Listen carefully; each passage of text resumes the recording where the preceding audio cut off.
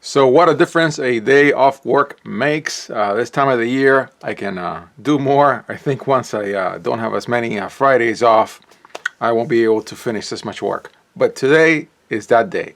So I completed chapter 9 of Bartle and Sherbert, which is really an extension of chapter 3, the way Bartle and Sherbert does series. It's a little, I don't know, I guess everybody does it a different way. But in the case of Bartle and Sherbert, they do sequences and series, and then they do a section 3.7. And I showed this in the last video that I made, in which they say, well, this is an intro to infinite series, but if you want more, you got to cut out to chapter 9. Now, it's one of those good news and bad news things. The bad news is that some of the a lot of the infinite series material is left to a later chapter after you've done integration, right, the Riemann integral, and you've done differentiation. So you're really at the tail end. All that is left after you finish chapter 9 is the generalized Riemann integral topology, which I've already read. And then, at least in this edition of the book, you're done, except for appendices. And so that's what I read. The whole chapter, it's a brief chapter. So I read it really, I started reading it yesterday and I finished it today.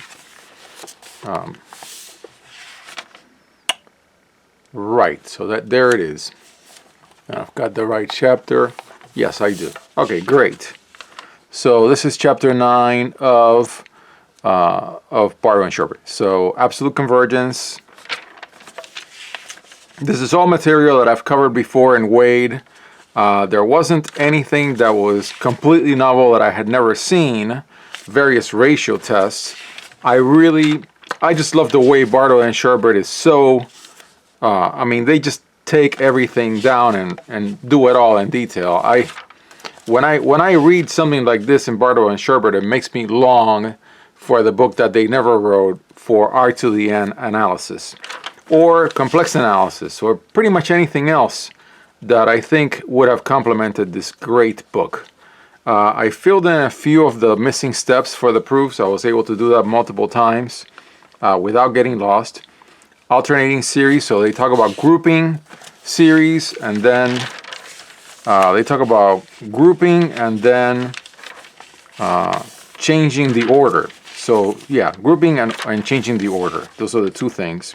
So then alternating series, various tests, going through the Abel's